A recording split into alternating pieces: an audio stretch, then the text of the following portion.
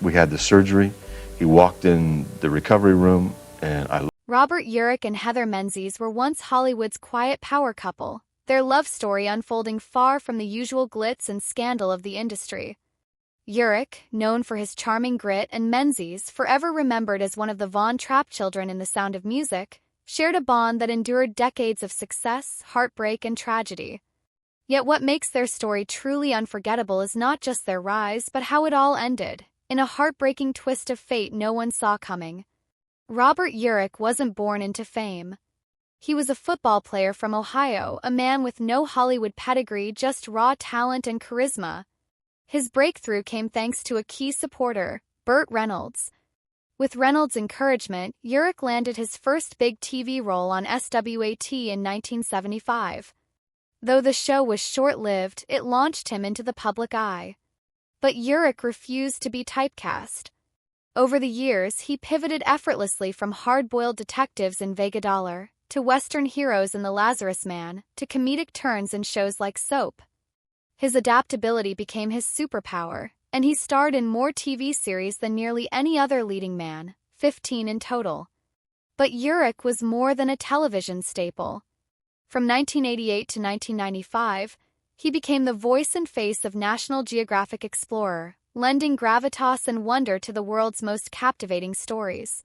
His narration won awards and admiration, and audiences saw a different side of the man who once played TV's toughest cops.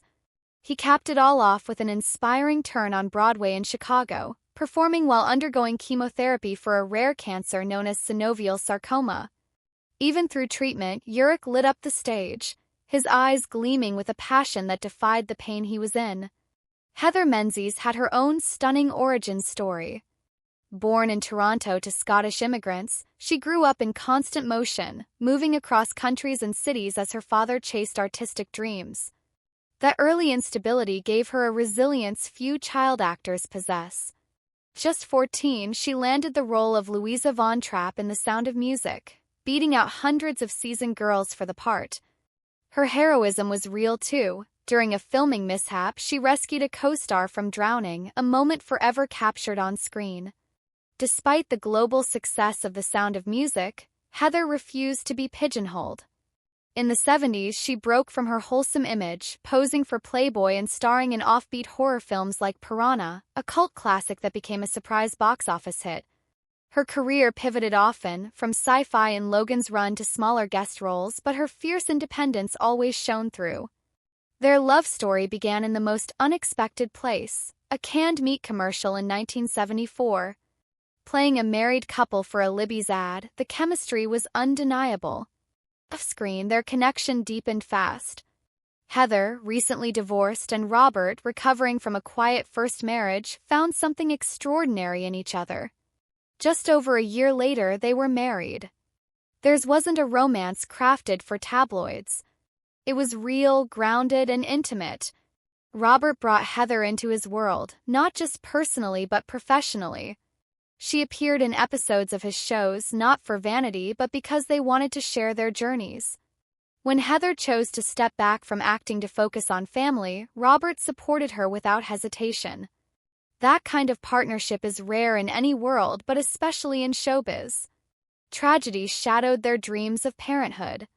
Heather suffered 3 miscarriages, each one more devastating than the last. But they turned heartbreak into hope, deciding to adopt.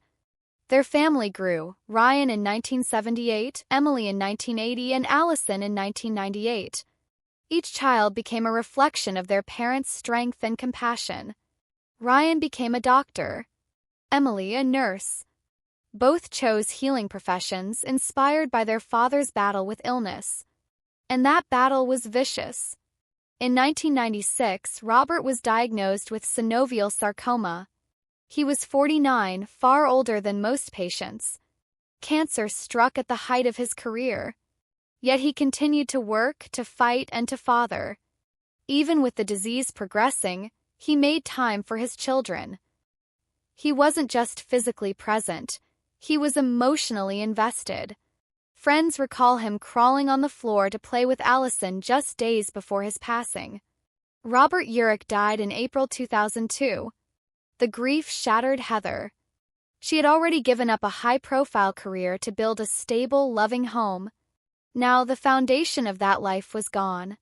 She turned her focus to cancer awareness, co-founding the Robert Urich Foundation for Cancer Research. Then came a heartbreaking full circle. On Christmas Eve 2017, exactly 15 years to the minute after Robert passed, Heather also died. She had been battling brain cancer. Timing was almost supernatural. As if their love story refused to end even in death. Together, Robert Urich and Heather Menzies weren't just a Hollywood couple. They were partners in every sense of the word. Their careers were impressive, but their legacy lies in how they lived and loved, with courage, sacrifice, and a deep, unwavering bond. Their story is one of triumph, tragedy, and enduring love, the kind that even time and death couldn't quite tear apart.